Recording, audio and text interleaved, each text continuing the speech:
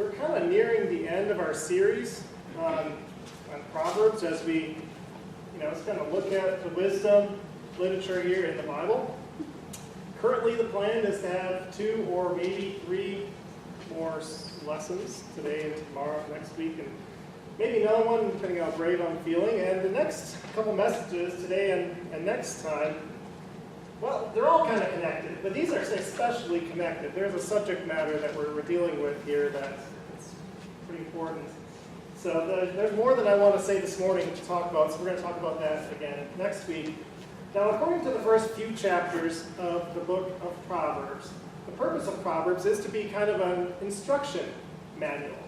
We talked about that at the beginning of this series.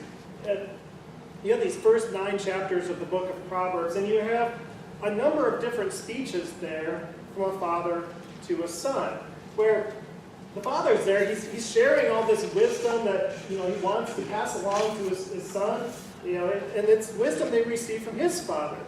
And his father received it from his father, and it just keeps on going generation after generation, just passing down this wisdom on to your children, to your generation, and they're supposed to pass it on to their next generation. They're their children.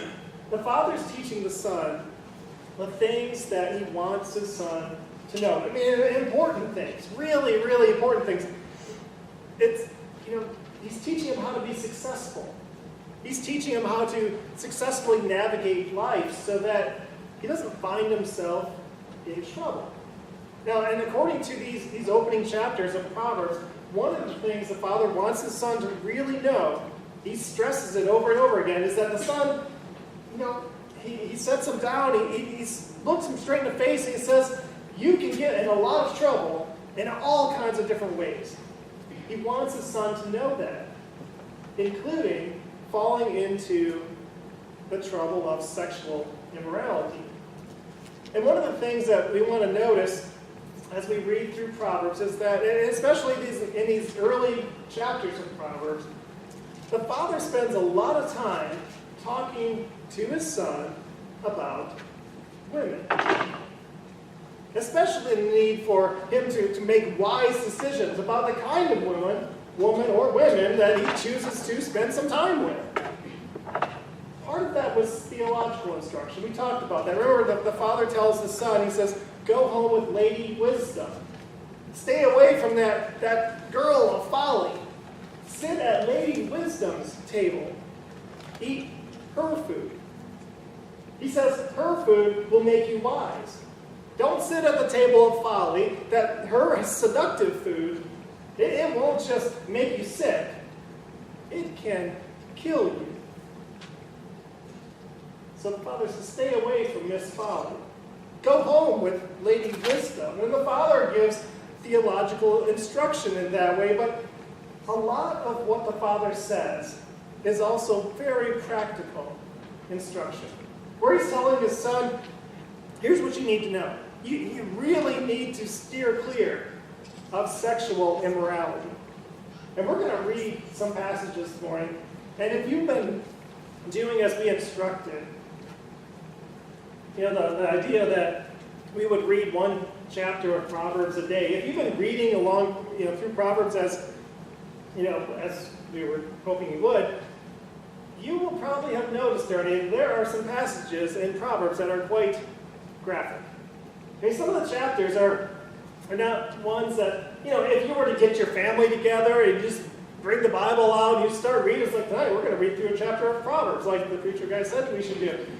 If you did that with your, 10-year-old, 8-year-old children, you might have been surprised. There is some PG-13 material there, so it's not necessarily appropriate for little ears. And this morning we're going to skip over some of those more spicy bits and try to keep this rated G or at least PG this morning. But there's no problems with that. No one worries about that for all of us this morning here. But before we read Proverbs, I should say a couple more things about what we're going to talk about this morning. I think it's helpful to remember that Proverbs was not written primarily to us. It wasn't. It was written for us to learn from. It was written for us to grow from, to be encouraged by. But the target audience Proverbs was not us. It was young men of the time it was written. Living in an ancient tribal warrior culture, a culture that is quite different from our own. I encourage you to read Proverbs. I even dare you to take everything that Proverbs says literally and just do whatever it says, whatever you find there. Just do that. Take that wisdom. Well, you probably shouldn't. You don't really do that, because if you do, you're going to end up in jail. And it would be my fault because I told you to do that, right? But you can't do it. You can't read Proverbs and take everything literally. We can, though, all learn something from Proverbs. But we need to remember, Proverbs wasn't written originally to us. We're overhearing somebody else's conversation. A father's conversation with his son is what we're hearing. And second, I'll say something else before we start reading Proverbs this morning. I want to clarify the purpose of today's teaching. Today's teaching is not intended to be a commentary on what really should be and is shocking and the really disgusting prevalence of how common we see sexual harassment and abuse, and we see it in all kinds of areas of our society, including the church. Today is not a commentary on that. That is an important conversation, and we should be involved in it. It's important for us to actually see it and recognize it. We shouldn't get, so used to that happening that we don't see it anymore. We can't afford to ignore it. We can't, we certainly can't opt out of talking about it and dealing with it. I just want you to know up front here that this teaching is not intended to directly address those issues, though those issues, I believe, are important. And if you look at those issues are more, I believe, more about power and the abuse of power. And as followers of Christ, as ones following the King, we should be leading the way of this. Christ has modeled and it's demonstrated, and his followers continue to demonstrate and show how Jesus exercised authority and power. And he did it in a much different way, so radically different that people noticed it. Because we have learned a much different way of exercising power. We've learned it from Christ, who is radically different. He's always been a radically different kind of king, who exercises his authority and his power in relationships, and he does it in a different way, much different. But again, that's not the direction we're going today. That is not what this teaching is about. Today's teaching isn't about power. Today's teaching is about sex. Okay, I want to say that clearly. We're talking about sex today. I'm going to say it a couple times just because it's fun. But specifically, it's inspired by what a father says to a son about sex in the opening chapters of Proverbs. Especially just how easy it is to fall into sexual immorality. This teaching today is clearly a warning. And for some of us, it's a reminder of that, one of the most common ways that we can, as human beings, that we can just totally screw up and get in trouble and mess up our lives. It's a warning and a reminder that we can totally destroy our relationships. We can make other people miserable. And that is by failing to account for, failing to manage that powerful force that's within us. That force that is sexual desire. And the father in Proverbs doesn't want his son, who is clearly a simpleton, he calls him that. Remember, that's not a negative label here in Proverbs. He's just young, he's naive, inexperienced, he's easily led astray. The father in Proverbs doesn't want his son, his simple, naive son, to be uninformed about the consequences of sexual immorality. So listen to what he says here. Listen to what he says to his son in Proverbs chapter 6, starting in verse 27. This is really part of a larger warning here that gets a little PG-13, so we're going to skip some of those fun parts. But starting in verse 27, it says, Proverbs 6, verse 27, it says, "Can a man scoop fire into his lap without his clothes being burned? Can a man walk on hot coals without his feet being scorched? So is he who sleeps with another man's wife. No one who touches her will go unpunished." We'll skip down to verse 34. "For jealousy arouses the husband's fury, and he will show no mercy when he takes revenge. He will not accept any compensation. He will refuse a bribe no matter how great it is." You'll notice that the consequence for adultery that the father brings out, that the father chooses to highlight with his son here, is that of an ancient, violent, tribal warrior culture. And the warning, the consequence that he brings out is that sleeping with another man's wife can get you killed. Well, that really something's probably never changed. If you look at history, that's true. And that's what the father tells his son. He says, "Son, don't do it. It will get you killed." Now, maybe that's not the best, and certainly it's not the only reason not to commit adultery, but it is certainly one of the most dramatic. It is helpful for a father to use it to get his son's attention. I mean, he says, "Listen up, son. I got to tell you something. It's really important, and if you don't listen to me, you could die. It will get you killed." It's a matter of life and death. Father says, "I'm not playing around." He says, "You pay attention and you listen to this, or you will die." This is one that's going to get you killed if you don't listen up. Let's listen to another one of the Father's instructions here from Proverbs chapter 7. This is a little bit longer reading, but Proverbs 7, we're going to pick up in verse 6. And the Father says here, he says, at the window of my house, I looked down through the lattice. I saw among the simple, I noticed among the young men a youth who had no sense. He was going down the street near her house, walking along the direction of, going down the street near her corner, walking along in the direction of her house, at twilight, as the day was fading, as the dark of night set in. Then out came a woman to meet him, dressed like a prostitute and with crafty intent. She is unruly and defiant. Her feet never stay at home. Now, in the street, now in the squares, at every corner she lurks.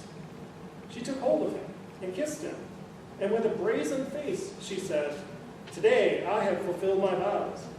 I have food from my fellowship offering at home. So I came out to meet you. I looked for you, and I have found you. I have covered my bed with colored linens from Egypt. I have perfumed my bed with myrrh, aloes, and cinnamon. Come, let's drink deeply of love till morning. Let's enjoy ourselves with love. My husband's not at home. He has gone on a long journey. He has took his purse filled with money and will not be home till full moon." With persuasive words, she led him astray. She seduced him with her smooth talk. All at once he followed her, like an ox going to the slaughter, like a deer stepping into a noose, till an arrow pierces his liver, like a bird darting into a snare, little knowing it will cost him his life. All right, so maybe you're sitting there and you're thinking, I didn't know that was in the Bible. Or maybe you're thinking, I don't really like the way that he's describing women. I mean, he makes women here sound like predators. But notice, he's not saying that all women are predators. What he's telling his son is that in their city, there's a certain kind of woman who preys upon simple young men. And his son, being the simple young man he is, needs to watch out. Or maybe you're sitting there and you're thinking, and you're thinking pretty deeply, and it dawns on you. You're like, you know what's interesting is that as the Father describes this woman, and I'm kind of thinking that, there's a simple young man, and how the scenario goes, this can be flipped, and it could apply to what happens to young women in our society. Where there's these men that come along, they prey upon, and abuse their power, they prey upon these young women. I mean, not all men do that, but some men do that. They abuse their power. And if you're thinking that, well, you're absolutely right. We could flip it and look at this. And in this specific scenario, and it is a very specific scenario, there is a universal warning for young men and for young women.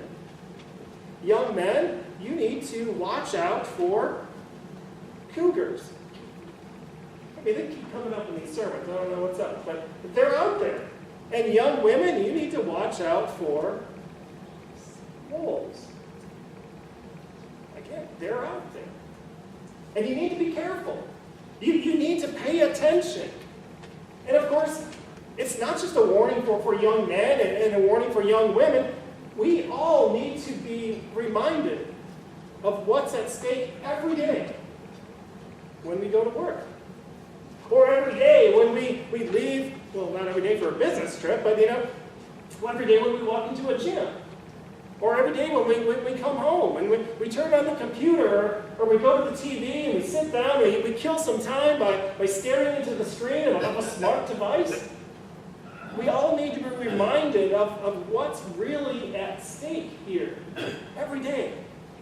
And just how easy it is to go wrong. Proverbs assumes that without some instruction, without some training, without some warning, without some talking about these dire consequences, Proverbs assumes that simpletons will make foolish choices. They can't help it. It's going to happen. Without some help, simpletons are in trouble. Simpletons don't accidentally become wise, and in the very same way, most of us don't accidentally avoid the trap of sexual immorality. Not in our culture, and not in the culture at them. Some things just never change. It takes training. It takes intention. It takes planning and strategy. It takes support from our friends.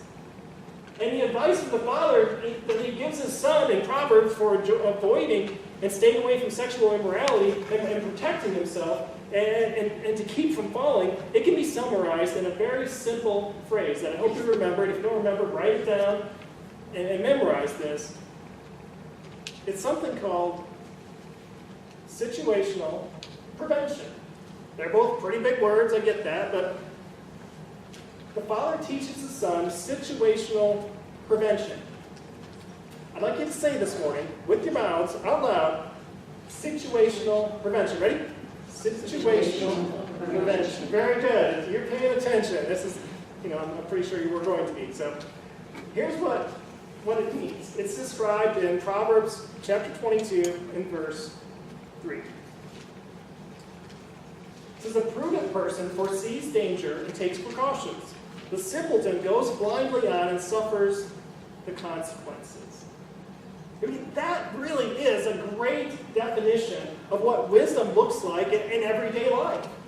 When you're going along, and part of wisdom is being able to look ahead and see potentially disastrous consequences. To see a dangerous situation coming up, and then to take action to avoid that situation. It's situational prevention. It's the ability to walk a path and be able to see that, there's danger around this next corner, and decide, I think I'm going to take a different path. That's situational prevention. Seeing the consequences of our actions before we take the actions. Changing our actions proactively. And this is what the Father talks about in Proverbs chapter 5, verses 7 and 8. The Father says, now then, my sons, listen to me. Do not turn aside from what I say. And then here's the words. Keep to a path far from her. He's talking about that woman again. Keep to a path far from her. Do not go near the door of her house. Stay off the street. Stay away from her house. Don't even go near it. You won't go in it then, will you? It's situational prevention. The first mistake the simpleton makes is not that he accepted the invitation to come into her house. The first mistake was that he walked down her street at twilight, as it was getting dark, when he had no business being there. He failed to practice situational prevention. Listen to this from Proverbs chapter 23.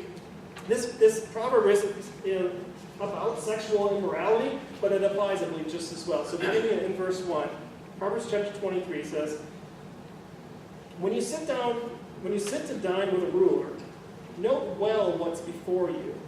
And this is really why you don't take Proverbs literally.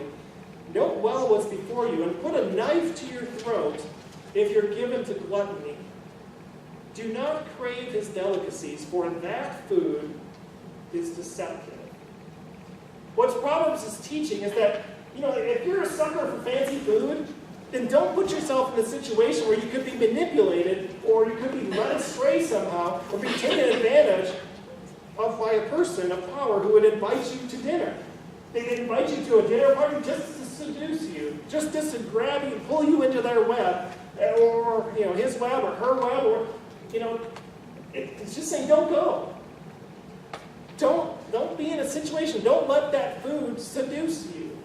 Just stay away from it.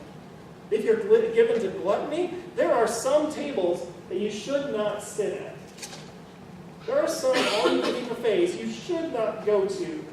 It's just situational prevention.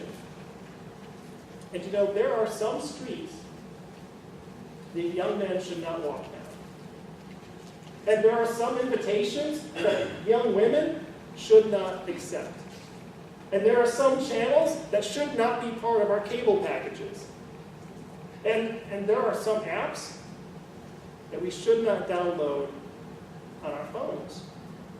It's just situational prevention. Seeing the danger ahead of time and then taking steps to avoid it. Because for most people, they don't fall into sexual immorality all at once. It doesn't happen in an instant. It's 1,000 small decisions, 1,000 just compromises that culminate into one gigantic, disastrous situation. One writer describes situational prevention as putting guardrails up in different areas of our lives. I mean, what's the purpose of a guardrail? Well, you put a guardrail up next to a road where the road has a cliff next to it. If you veer off the road, the guardrail helps keep you from falling. Well, what does the guardrail do? It keeps you from falling if you stray from the path. Now, we don't all have to have the same guardrails. I mean, that's really where we kind of get in trouble here. When somebody like me stands up and tries to prescribe and tell everybody, says, here's what you need to do, and here's what you need to do in your life. It really doesn't work. I mean, that doesn't really help. That's what the Pharisees tried to do. Jesus condemned it. We don't all have to have the same guardrails. We don't all have to employ the same strategies in our lives, but wisdom says we all have to have some. We do. So, what are your guardrails? What are your strategies? What principles, or rules even, do you make that you follow to keep you from getting too close to the edge? To keep you from falling into sin? What guardrails do you have to protect you? Parents? This is tough, right? But what conversations are you having, or did your parents have with you? when you were a teenager, when you were a young adult? What conversations do we need to have with our children to help establish guardrails for their sexuality? And young people, students of every age, listen to the older people, listen to your parents. They know more about this subject than you do. Don't think about it too much, probably freak you out, but they do. It's true. Single adults, what guardrails do you have in place? What strategies do you employ to protect yourself, to keep yourself from falling?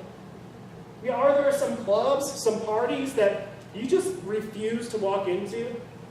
Maybe it's like, hey, we're going here. It's like, I'm not going. Because you know it's a place of darkness. Nothing good happens there. You're like, I just stay away. That's my rule. I just don't go. Or do you have a rule that when you go, about how many drinks you'll have when you go to a club? Or do you have a rule about drinking only a drink that you pour yourself, or a drink that you see somebody else pour for you or in front of you?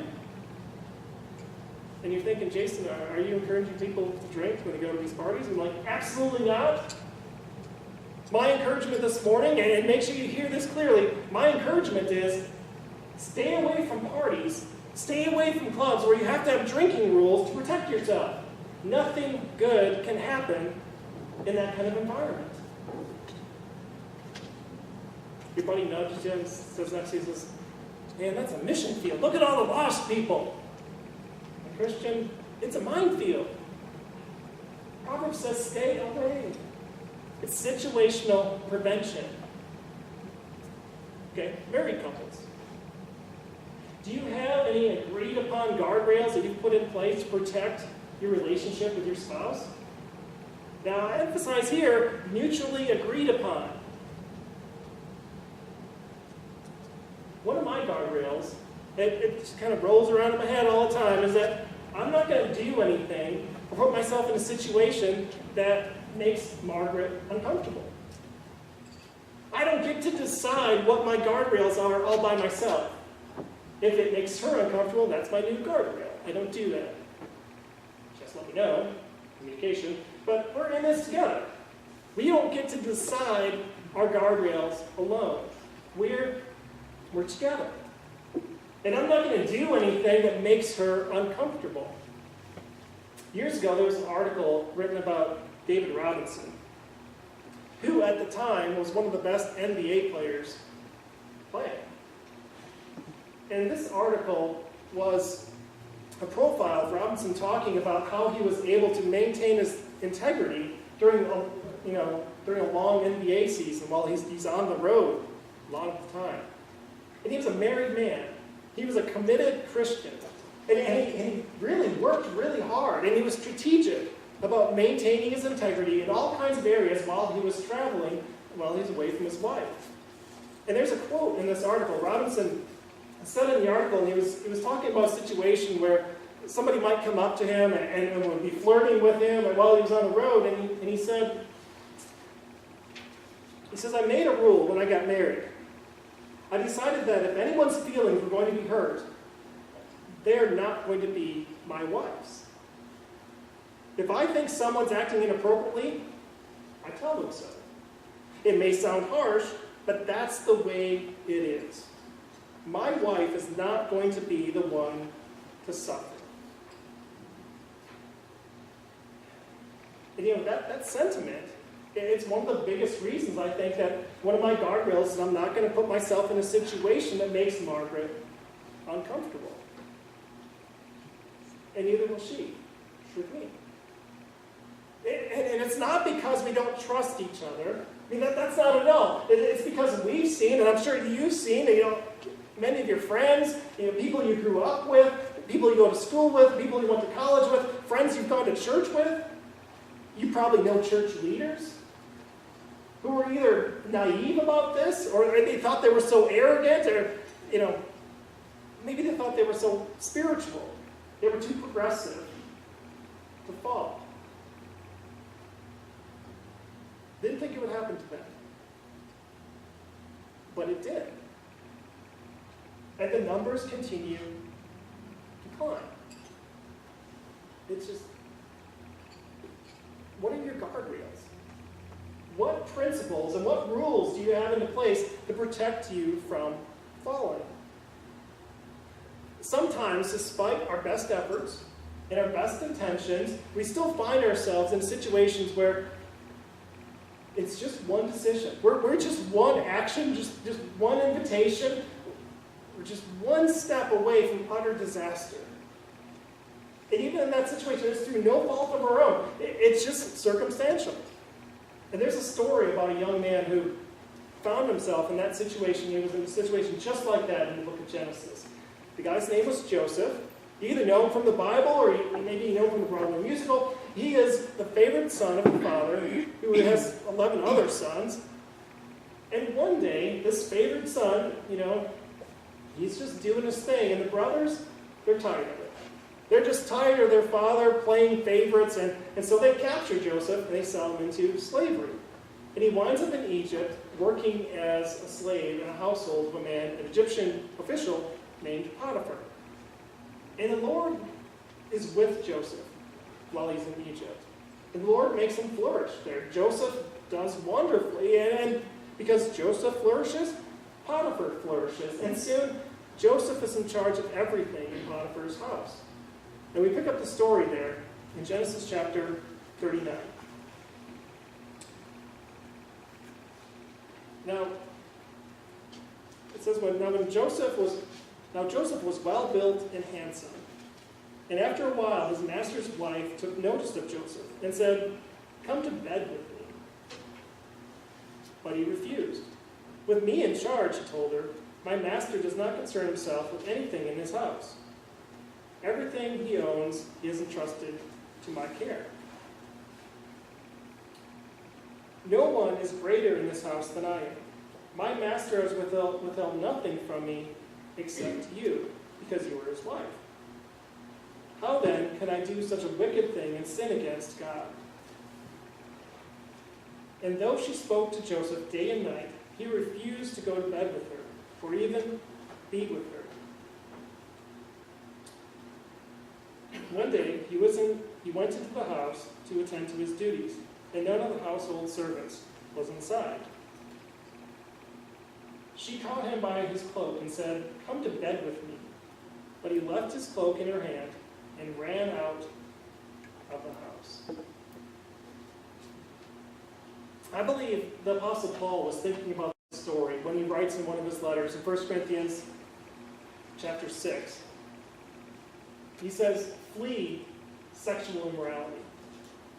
Paul says, you don't flirt, you flee. He says you run away from it. You get out of there. You be like Joseph. And you flee. And that's what he does in this story. He does what the father wants the son to do in Proverbs. To stay away, to run. He does the right thing for the right reason. And he maintains his integrity. And you read the story, and you'd expect Joseph to be rewarded for this. Because he did the right thing. But that's not what happens.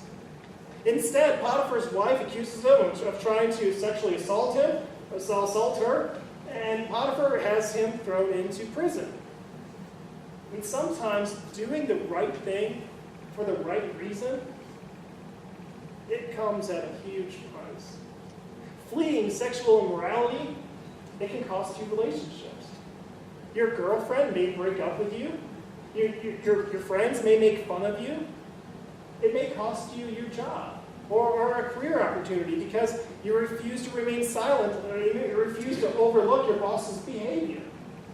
Sometimes doing what's right for the right reason can cause a lot of suffering in the short term. But those who listen to wisdom, they're always playing the long game. If you keep reading, you'll see that the Lord, he's with Joseph when Joseph is thrown into prison. And soon he's in charge of that place as well. And then eventually he's in charge of all of Egypt. He's rewarded for his integrity. Eventually. it takes a long, long time. Jesus says about his ministry, he says, wisdom is proved right by her actions or by her children. In other words, just as we want to watch wisdom in action, we want to see the kind of fruit it bears. That's how you really know it's wisdom. And sometimes we have to wait, though. We have to wait a long time to reap the fruit from the wise actions that we've been promised. That's why the faithful have to have wisdom. And that's why the wise have to have some faith. Because sometimes we have to wait and trust. That eventually, maybe not until the very end, that God's wisdom wins. Just got to have some faith. Sometimes, despite our best efforts, sometimes despite our best intentions, despite repeated warnings and from our parents and from those who care about us, despite attending church for years and hearing sermons about situational prevention, despite singing songs and praying prayers, despite making multiple declarations and pledges that I will be different, you say it, you write it down, and put your name on it, it says, it's not going to happen to me. Sometimes we still cross the line. Sometimes we still scoop hot coals into our laps. And there's a story about a young man in the New Testament who did this very thing. He fell into all kinds of sin. Foolishly fell into all kinds of sin, including sexual sin. First, the young man, he insulted his father. Then he ran off to the far country and spent his father's money on wild living. He made one foolish decision after another. And he was foolish with his life, he was foolish with his money, he was foolish with his body, and he just lost everything. And when he had lost it all, when he had hit rock bottom, he comes to his senses and he thinks, I'll go home. Not knowing how the Father will treat him. He says, I'll go home. And we pick up that story in Luke chapter 15, in verse 20.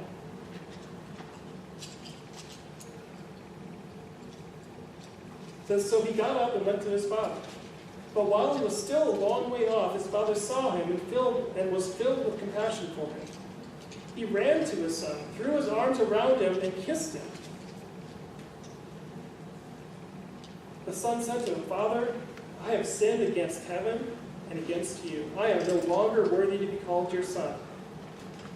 But the father said to his servants, quick, bring the best robe and put a ring on his finger and sandals on his feet. Bring the fattened calf and kill it. Let's have a feast and celebrate. For the son of mine was dead and is alive again. He was lost and is found. So they began to celebrate. Now Jesus tells this story as a way of explaining and defending his ministry to his religious critics. They're wondering, he says, Jesus, why are you spending so much time around these sinners? These people who have shipwrecked their lives with all these foolish choices. Why are you inviting them to your table? Why are you eating with them? Why are you forgiving them? Why are you showing them a better way to live? Why are you showing them a wiser way to live? Why are you wasting your time with them, on these sinners? And Jesus says, because I have come to seek and to save the lost.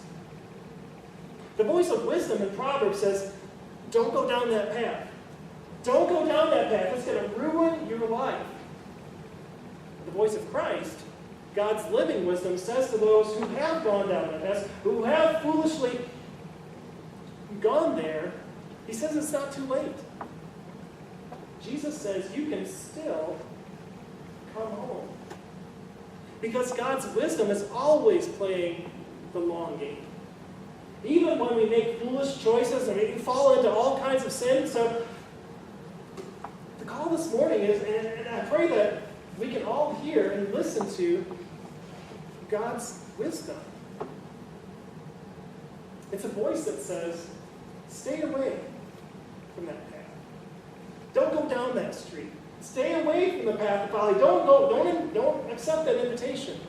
It's a voice that encourages us to practice situational prevention. But it's also a voice that says, come home. When we've walked down that path, when we've done what we should not have done, when we get lost, may we hear the voice of wisdom.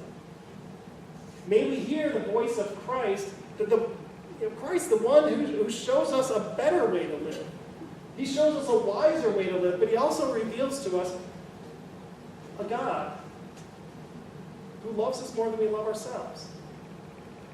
A God who shows us grace and mercy and how it's big enough to cover our foolish, terrible sins. So that we can come home.